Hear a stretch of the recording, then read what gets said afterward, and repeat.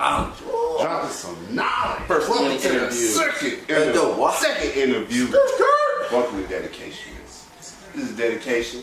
Got my boy, my brother from another. Here we go, man. Alright, man. We start this off. RP Nipsey Hussle. Yeah, that's how we started out. Shout out to N.y.a Detailed, One TV Dedication Series. Shout out to everybody. Now, and you'll be seeing this on my IGTV. Now, Jay, talk about your humble beginnings. My humble beginnings.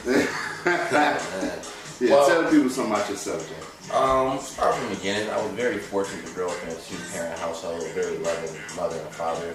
They really set the example for me because they both came from very, very humble beginnings and they made something with their lives. So growing up, there wasn't many excuses in our household because they were thinking, well, if we can do it, you can do it. Oh, y'all can do it. Yeah, and we weren't super rich. We weren't poor. We were well off. And it really inspired me to work hard. My dad would always be like, the life you live now isn't your life. This is our life, and you're just living it. And eventually, you're going to have to make your own way. So that always kind of stuck with me. And they preached education. Like, in our house, C's were unacceptable. C's with a butt whooping. You didn't want to bring those C's home. And they made a lot of sacrifices as far as, like, buying a condo for me to go to a certain high school. Yeah, that was major. That was major for I'm us. talking about $1,000 a month. Like, that's a Mercedes-Benz, that's a boat, that's a lake house. And they were willing to make those investments to ensure that we could afford the opportunities that they weren't afforded growing up. So it really helped me become the person I am today, and I'm very thankful for it. Hey, man, I like to hear that because I met you at Decatur High School, 9th grade, so I don't really know the stuff that came before that. Like, talk about, like, Decatur High School, Kennesaw State, and just that transition from Kennesaw State to what you're doing now. So, just give us a well, on that. Decatur High School, struggle years. I really liked the experience Decatur offered me as far as the diversity. Like, that was really my first time going to school with white people, with Asians, with Hispanic, with people who are LGBTQ. So it was really like, it opened my eyes to like, wow, there is more to the world than just black. Yeah. And this high school was a rough time for me because I guess you could say I'm trying to find myself. Because before everybody was. Before that, I was at a private school from 6th to 8th grade. So coming to a public school, you know, when you see TV, like nasty classified school survival guys. So I kind of didn't have an idea of what I was getting myself into. So it was some rough spots, you know. Shout out to Diamond Paris, the ice cream. The ice cream story, man. We got so many stories that we have a whole show that's just stories, but real though. The high school really taught me being a nice guy, per se. And what I learned looking back on that experience now is I did a lot of things in order to get a reaction. Okay. So like a lot of people. Yeah, and the results were mixed, typically bad. And I was wondering, why am I not popular? Why don't girls like me in high school? It was because like it was very disingenuous. And then, but thankful for the opportunities, the teachers I met. Shout out to Miss Johnson, greatest math teacher ever. Mr. Flemings. You know Mr. Flemings sent me a Facebook message on my birthday, like singing. Just going off the top. Yeah, he like, singing happy birthday though. Yeah, but it was like Photoshop and everything. It was like some high tech stuff. I'm like, go ahead, Mr. Flemings. Go ahead, Mr. Flemings. But then fast forward to my senior year, decision time for colleges. I wanted to go to Georgetown really, really bad. He was Georgetown king, man. Georgetown was a spot. And I went to visit. This is actually a story about pushing your comfort zone. So I go to visit the school. I do the whole school tour, and it's like 30 minutes, an hour. It's boring. My mom was working in the city at that time. Mm-hmm. I'm like, I don't want to go back to the hotel and just not do nothing. So I'm walking around campus. I'm like, I'm going to the cafeteria to get some food. And I remember my mom was like, talk to people, be friendly, meet someone. So go to the cafeteria, pay that $14 to get the all-you-can-eat. Yeah, shout out to Kennesaw. No, it was just Georgetown. Oh, just Georgetown, yeah, my bad. So, Kennesaw, it got one too, that's what threw me off. So I get my food, and I'm walking around, and in my head I'm saying, find a black guy, find a black guy, find a black guy. And I see a black guy. So I walk up to him, And I'm like, hey, my name's Jalon. I'm from Atlanta. I'm visiting Georgetown right now. The tour is over. You mind if I just sit with you and like chat? And he was like, yeah. So we're sitting, chatting, eating, just having a good time. And he's like, hey man, I got ready to go to class. It was nice meeting you. But I was like, let's be bold. I was like, hey, I don't mean to bother you, but do you think it would be cool if I can shadow you for like the rest of the day? And he thought about it and he was like, yeah, come on. So he took me to his dorm room, showed me around, and then we went to his first class. And our story was, I was his cousin from the inner city of Chicago, and he was trying to show me the importance of education. So he would tell his teacher that, and I was actually She let you yeah. know. So I'm in a sophomore level economics class at Georgetown, and I got my notebook. I'm taking notes. I'm raising my hand, asking questions, answering questions. Like and the girls are like, Yeah, go he ahead, bro. in high school. I'm like, yeah, so then after that, went to the gym with him, showed me the facility. They're really nice there. He worked out, went back to his place, he changed, and then we went to another class. Same deal. Told the teacher who I was, like trying to get a feel for it. Let me stay in the class, taking notes. Really cool class. After that, we went back to the cafeteria. He like swiped me in. Really cool guy. I never forget the basketball team was right there, and I was like, that's the basketball team. And he was like, you want to talk to him? Yeah. So I go up to him, take a picture with him. They're cool. And then at that time, Otto Porter was a big Georgetown star. He plays in the N.y.a now for the Chicago Bulls, I think. And I'm getting my food, and I'm next to Otto Porter, and I'm like, I'm shaking. And so I ain't gonna lie, I was a fanboy. I was like, Otto, I'm a really big fan of yours. I think the game is really nice. He's like, thanks, man. I'm just like, I just talked to Otto Porter. So from there, I was like, I'm going to Georgetown. It's done. And when I got back home, I got the letter saying I didn't get in. Oh, but shit. It happens. So I had a lot of schools out of state offering me half tuition to go there. And I just decided it'd be best to stay home. Kennesaw, 45 minutes away. Had to host scholarships. No point in going to a bunch of student debt to go to an out-of-state school. And yeah, that's all it was. Okay. And when you speak on that whole situation, I must ask. I gotta go back to when you said in high school you were a nice guy. Mm-hmm. So was it a nice guy or a good guy? I know I heard Chance say I'm not no nice guy. I'm just a good guy. Well, and they got two different definitions. Let's see. When it comes to being nice, they say that's be pleasant, agreeable, and with good, you do what's more morally righteous, and be desired or approved of. You be good. Yeah. I'm gonna flip it. It's being organic and being inorganic.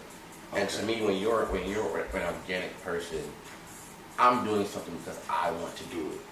Like if I see a woman struggling with her groceries or her car, I'm helping her because I want to help her. Not because I want to pat her back and someone say, "Oh, that's a nice young woman." Yeah. I'm doing that because I want to help her. So when you're organic, you're doing things to the beat of your own drum, and you're not looking for that approval. You're not looking for that validation. You just do it because you want to be a good person.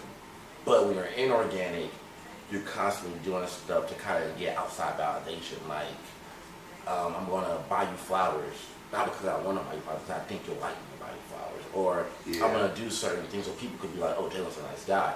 And when you keep doing stuff like that, it's almost like a drug where you're constantly chasing a high because you get a little bit of validation, but you want more.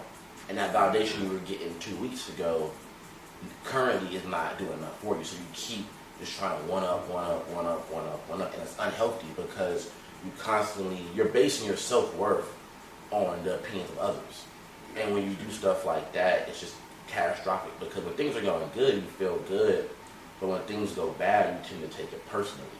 Yeah. Where like if you do something because you want to do it, and someone blows you off, you really don't care because you're like, I just did that because I want to do that. So your reaction to what I did does not affect me at all because I did it because I want to do it. So whereas you like it, whereas you hate it, you respect it. And that's the thing is, you can be a nice guy. Like typically people who are respected, people call them assholes. Oh, he's a jerk, he's an asshole. But you still respect that person. And then you have other people like, oh, he's really nice, but you see people walk all over him.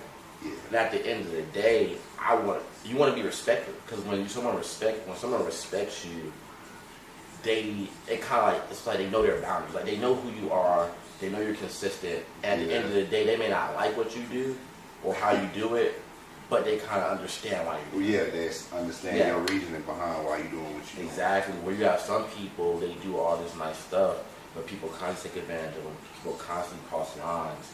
And it's like, it's a balance. I don't college struggle with that, trying to find that balance between being like nice and being respected. And sometimes you're like overly nice, and sometimes you're like an asshole, super asshole to people. So as you get older and mature, you kind of find that line, whereas I'm doing what I want to do in my life. And if you like it, great. If you don't like it, that's you probably not anymore. Okay. Yeah. So with that, how would you say, like, that mindset going into when you came down to the last semester of college, you put yourself back in that last semester at Kansas, I'm about to graduate, I'm taking my graduation pictures, this is where I'm going to be working, up to the moment now, you in that workspace, you've been in it for some time now, like, how did it turn out for you with your college expectations of what the everyday life now would be like? It's a 360. Like, I tell people now, enjoy college. Enjoy college, enjoy high school, enjoy middle school, elementary. Once you get through all them, you out here. Because, see, the beautiful thing about college is the beauty of dysfunction. Whereas you can pick your class schedule how you want. You can have one class in the morning, one class in the afternoon, one class at 9 o'clock at night if you want. Yeah. Or you could have 5 classes on Monday or Wednesday, and then Tuesday, Thursday, Friday, you're free.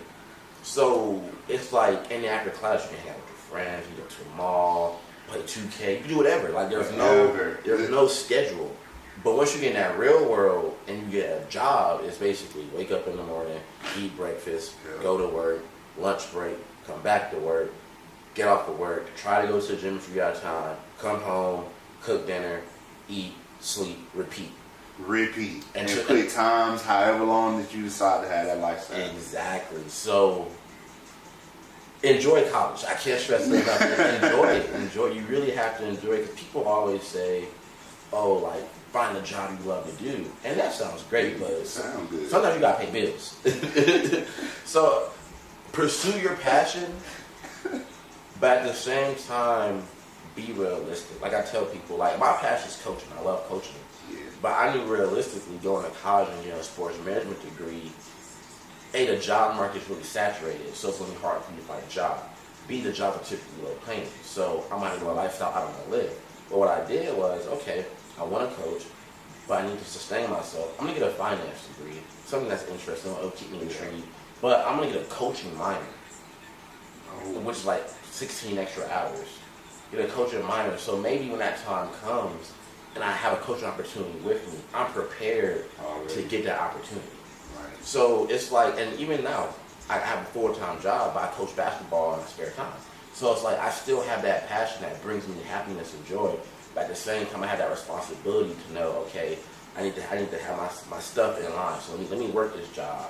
Let me pay these bills. Let me try to advance my career, because the more I advance my career, the more I can advance my passion, because I have more resources at that point to put into my passion.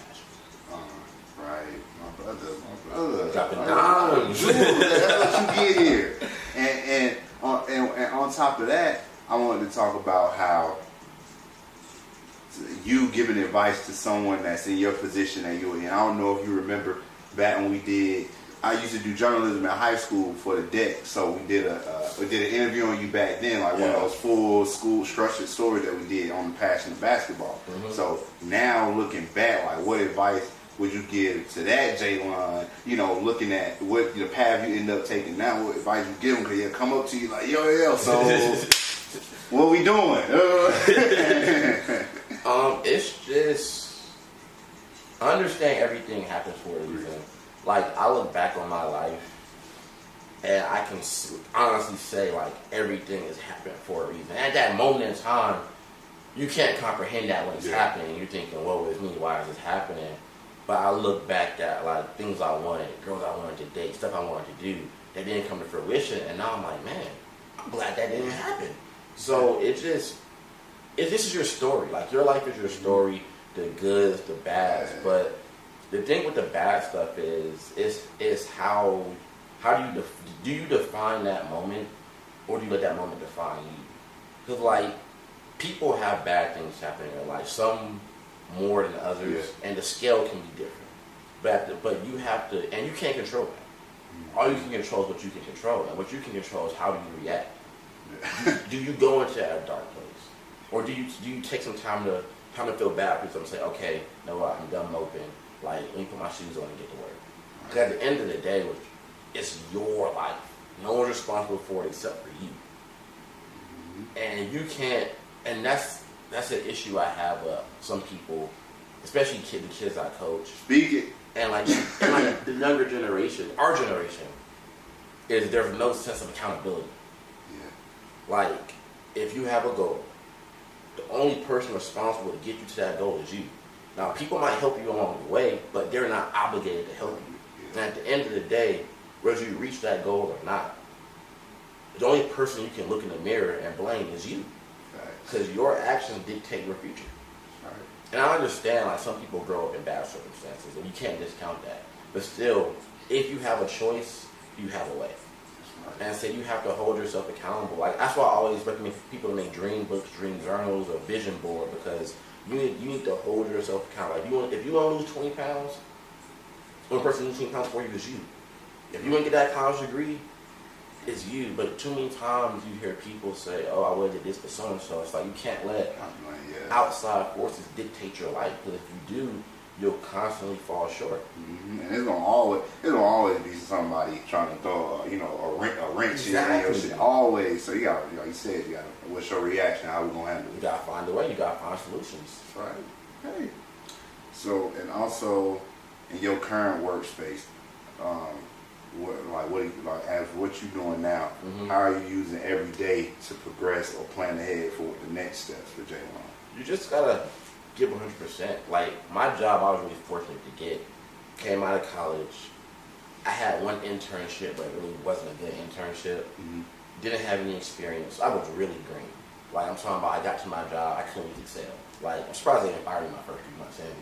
I was green. But you have to just take every day and grow and say, understand, like, this is my career. This is my job. I'm gonna take pride in it. So if I'm gonna get in my car and drive to work every day, I'm gonna do the best job I can do. Yeah. It's like, because if I don't want to do it, then I might as well just quit. But if I'm gonna be here, if I'm gonna be giving away hours of my life that you're not getting that back, I'm not getting back, I might as well be the best I can be in it. Like, might as well. Yeah. That's real. Bro. So I just, like, I know what kind of life I want to live, and I know what kind of impact I want to have on the community and people around me. And I know for that to happen, I have to keep advancing myself, keep pushing myself to get to that level where I can have enough resources to make a difference in the world I want to see happen. Because we all got examples that we got to set to live by. Because you see with the passing of Nipsey Hussle, you gotta stand on what you believe. You can find countless videos of Nipsey talking about the things that he wanted to do, but before he died, he actually had accomplished those things. You know, it's one thing you got somebody always talking, but then you got somebody that is being reactionary and making it work. So how you feel about everything that's been happening with the passing of Nipsey? You got the killer, you got the lawyer that we don't understand why he defending him, you got Kodak Black going back and forth with T.I. and YG and everybody you can think of. So with this whole situation, that's the biggest hottest story of the week. How you been feeling seeing all this? Well, I'll start the lawyer piece. I understand why people are upset at the lawyer, but at the same time, this man has to feed his family. Yeah, it's another job. Yeah, it's a job for him. And people give lawyers a bad rep, but that's their job. They have to defend people. And he's going to do the best he can to defend that man, whether he's guilty or innocent, but that's his job. But the passing of Nipsey is really, it's unfortunate. It's sad, because here you have a guy trying to make a difference. And I really appreciated his music, because here was a guy, he lived that gang lifestyle. but he never glorified it in his songs.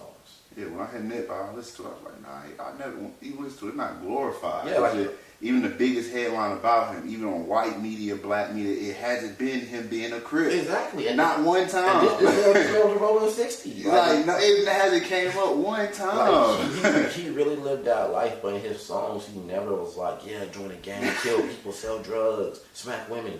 He never talked about that. And like my dad always would tell me, people from the hood don't want to be from the hood. Yeah. And I think that's an issue we have in our culture, is we kind of glorify that rough life. And if you think about it, being a gangbanger isn't fun. You have to watch your back all the time. You can't go in certain neighborhoods past certain times. Like being a drug dealer is not fun. You can't trust nobody. You got all this money, but you're miserable because you're looking for cops all the time. You wonder if your friends are gonna try to rob you. You wonder if someone's gonna try to kill you. And we glorify this lifestyle, but that's not a good lifestyle. And I really appreciate the fact that he spoke out against that stuff, and he took measures to make sure that future generations didn't get caught up in that stuff. You're right, man. Once again, R.I.P. Nipsey Hussle. Yes. Switching gears for a second. Wait, the Kodak thing. The Kodak. Disrespectful. Disrespectful. But that's another thing with the social media. Like, you can say that in the privacy of your own home and it doesn't get out. Yeah. But nowadays, people are always recording, trying to get clout. Yeah. And then you slip up and say something. And it's offensive to somebody. And so you might have been joking or just clowning around. Yeah. But because now everything do it so broadcast, it becomes a big thing. And that's when the people around you gotta be like, hey man, let's cut the camera off. Yeah. Like we haven't got to talk. Like I said, everybody says stuff in the comfort of their own homes that people, that people heard will be appalling. And I said that's why you have to separate between social media and real life. Yeah, like you can't broadcast everything you do because unfortunately it gets out, and then the backlash. Like in those 30 seconds that he made that statement, he's probably cost himself hundreds of thousands, if not millions of dollars in endorsements and sales and just notoriety. Yeah, because the stigma that's being attached to you more and more about it. So last time Kodak got in trouble was because somebody on live and the baby was around guns. Got it, and kind of went away for how many months? About 7 months, exactly. I think. You gotta think about that, man. I don't think people remember that. There's nobody in Kodak circle that's saying, hey, you kind of just did a bid for getting caught on social media saying stupid shit. Stay low. So how about we just get the fuck out live? You know what I'm saying? If I was his homie, I wouldn't have my Kodak. You wouldn't be on my live. But only you in like pictures, quick video. But I would never just be recording you, knowing the type of person you might just say something that may offend somebody. I care about you too much for that. That's the pride thing. Like you say what you said. Own up to it. Look, I said what I said. Yeah. It was said in bad faith. I apologize. I was wrong. But instead, you woof up and you kind of trying to double down. You're trying to double down on what you said, and it's like men, we think like masculinity is like standing your ground, but no, being a real man is being able to admit, look, I was wrong, and I apologize. Straight like that. Exactly. but now, say we gotta be too hard. Like we gotta be, I ain't backing down. Like that's me coming down on that. It's like you make a mistake, own up to it, and people will respect you more for doing that rather than trying to hold down your stance. Straight up. That's advice to anybody out there. If you're wrong, if you cheat on your girl, if you cuss at your parents, if you hurt your friend, apologize. Own that shit. And be sincere about it. Own it. Because when you try to justify something and you're in the wrong, it just makes things worse. And it's just a news story. That couple of days they're gonna be on him. There's gonna be people saying, yeah, he was a stand-up guy for apologizing. There's gonna be people on the other side saying, man, this nigga a bitch. He should have doubled down, should have stood on what he said. That's gonna go on for 4 days. And guess what? It's gone. The next story. Yeah. R. Kelly will be back. Justice Smollett will be back. You get what I'm saying? Roseanne will be done said some more stupid. Trump will be done said some stupid shit. So it's like, yeah, it's the world of social media. Things will irritate us for a minute. And then it's gone. It's the next topic. Think about the Cardi B drugging people thing. That was hot for like a week. Boom. Nipsey died. Yeah, you don't even talk about it no more. Nipsey dies. Nobody even care. They'll look at you stupid if you even mention it because, like, come on, man. This is what we on now. We worry about this now. Time it goes so quick. You can't even. It's a whole business. I just realized it. The more I get older, I watch a lot of shows whose business is it for something to happen. It's a media show. Yeah. They'll get on there. They be like, you guys, we doing this today because it's slow news. We make our living off of coming talking about what y'all put on social media, what's going on in these articles, what's going on in real life. Like people, whole business, whole thing. Like CNN, they love Trump because every day it's a story. And said, at the end of the day, they're a business. They're going to make money. So every day with Trump, different story, different story, different story, different story. So, and people gonna keep watching because it's entertaining. Yep. We feel off. Everybody want to be entertained, no matter if it's causing any type of harm to somebody else or another group. Them clout demons, man. Speaking of clout, man. Like, what's up? Like, what you feel about clout chasing? Bro. There's a lot of that. I feel like people been doing that. It just they call it clout chasing now, but what's your feel on that? Go academics page, you see a lot of clout chasing. I think we put too much stock in it. Like, you have 15,000 followers on Instagram. Who cares? Like, congratulations. Like, it doesn't do anything. And now you have people who are Insta famous, and when they see you, they expect you to treat them a certain way. It's like, who are you? Fuck is you? Exactly. And I think when you put too much, I met a girl, like, dead serious, at like a graduation party, talking to her. Really cute girl, lawyer, like, got her head on straight. First thing she asked me, and I kid you not, she looked at you in your face and she said, "How many followers do you have on Instagram?"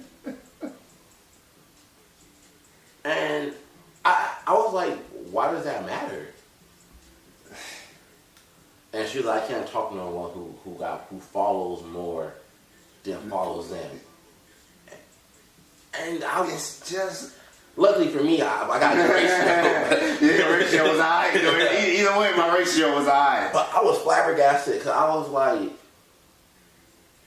that's the first thing you ask. Not, do you got a job? How's your family life? Like, do you beat women? Yeah, are you an abuser? Yeah, do you sell drugs? The first thing you ask was how many followers I got on Instagram. But that's just the era we live in now, where it's the clout and people. And the sad part is it goes back to that validation part, where you have people with all these Instagram followers and they're miserable because they value themselves on likes, clicks, and comments. Yeah. And it's constantly trying to one up yourself. Okay, I got 500 likes. Let me get 1,000 likes. Da da da da da da. And it's just like, man, be yourself. Who cares about clout? Like, I'm not gonna go and buy the same clothes someone has because I'm trying to look like them because they got clout. Be yourself. If someone doesn't like you for you, that's their problem. But you shouldn't. I feel like nowadays people are compromising their character to fit into a mold because they feel like that's what's going to make them popular or give them clout. And it's like, you don't need that, because last time I checked, when you apply for a job, they don't care how many Instagram followers you got. And when you die, no one goes to your obituary and says so and so had 150,000 followers. Because out of 150,000 followers, half of them will be wishing your downfall. And when you really need them, then you can't count on them. So if you have a bunch of followers, that's great for you, but don't get caught up in the hype. Like, it doesn't matter. And so everything dies out too. Exactly. And so if someone judges you because you don't have clout or because you're not trying to fit in, then screw them. And please remember that one day that you will be gone and your Instagram, it will still be public to the internet. And guess what? If you left on private, nobody else will ever be able to follow you. Exactly. Guess what? You'll never be able to approve it. And the people that do follow you are eventually going to unfollow you because this is now currently an inactive account. I can come to your page, I can come check on my boy Jalon page, look back through some of his experiences, but what's truly the point of following when Instagram is about posting? Exactly. So remember that. Don't get me wrong, like, people are using the platform for good reasons. They're getting endorsements, they're further advertising. Yeah, they're further advancing their career, which is good. I'm all for that. But it's just when you get so self-absorbed in yourself, and you build this fake persona on Instagram, and then it kind of starts blurring the lines. And at the end of the day, you don't know who you are anymore, because you are one person in yourself, but then you have this persona you put on for Instagram for your fans, and then as time. Now, Jay, how your spirit been guiding you lately? Like, I know a lot of people just move differently out here. There's a different feel, but what you been up to lately as far as how you do your day to day, what your weekend, what you been doing? Man, honestly, to explore. I really been like, the travel bug has bit me. I want to see the world while I still can, while I still have the freedom to do it. Like right now I'm staying with my parents, so I'm not paying rent, and that's allowing me to save a lot of money. So I just want to like travel the world, experience culture, diversify my horizons, see things I've never seen before, talk to people I've never talked before, just experience different cultures as a whole. So hopefully I can make this Greece trip happen in 2019. Go to the islands, but just travel, explore, and diversify. That's it. That's my dog. That's my dog. And you living it out for all us who not doing the traveling now, or ones that don't have kids or anything, and they just using their money in different ways. A lot of people don't have those circumstances. They got the money, but they just use their money for different things. They don't use it to go and see the world. Yeah. Talk about some of the places that you have been to, though. Well, I had a love affair with Canada for a bit. So went to Montreal, went to Vancouver. Recently I went to Austin, Charlotte. So I'm just checking places off my list. I have like a long list of places I gotta go. So this year I definitely want to do Greece. Definitely want to go to Colorado. Where else? Maybe Toronto, hang out with my boy Champagne Poppy. Yeah. Catch him in album mode.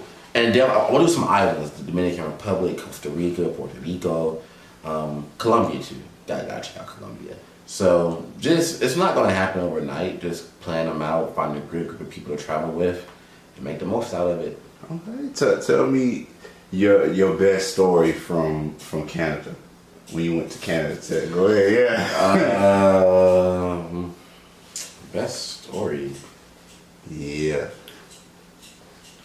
Oh, shout out to my girl Salaway. So, no, actually, I don't know which one. Okay, so I was. Which one gonna get me more views? I'm gonna tell that story. So I was in Vancouver, and we're at this coffee shop in Lonsdale Key, and there's this barista. She's super cute, like super cute.